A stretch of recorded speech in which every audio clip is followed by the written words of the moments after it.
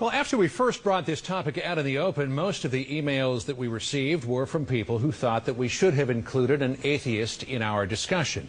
So now we're going to turn to one of the world's most prominent atheists. Richard Dawkins is an Oxford University professor whose bestseller sparked worldwide controversy. The God Delusion argues that belief in God is not only irrational, but it can be deadly. Paula spoke with him just a couple of days ago. Why are you an atheist?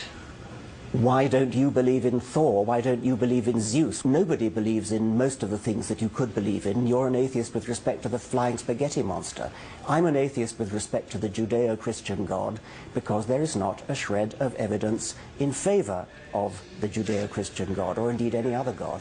It strikes me that the atheist message is particularly threatening to some Christians because they believe in some way you're trying to compromise their ability to have this stuff out there on the public stage. Is there any public role, as far as you're concerned, for religion? I think people should be free to believe whatever they like, to write whatever they like, to say whatever they like within reason. But the problem is that religious people, I think especially in America and also in the Islamic world, are in the habit of getting it all their own way and are remarkably intolerant of atheists. But why do you think they're so remarkably intolerant of atheists? Well, I think there's a sort of historic misunderstanding of what atheism is.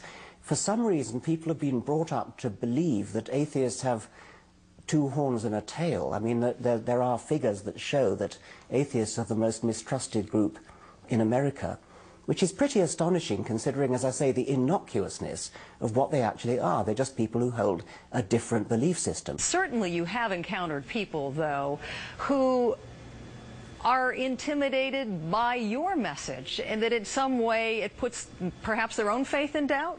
Well, why would anybody be intimidated by mere words? I mean, neither I nor any other atheist that I know ever threatens violence. We never threaten to fly planes into skyscrapers. We never threaten suicide bombs. We're very gentle people. All we do is use words to talk about things like the cosmos, the origin of the universe, evolution, the origin of life. What's there to be frightened of in just an opinion? Final question. How would you characterize the overarching public reaction to atheism?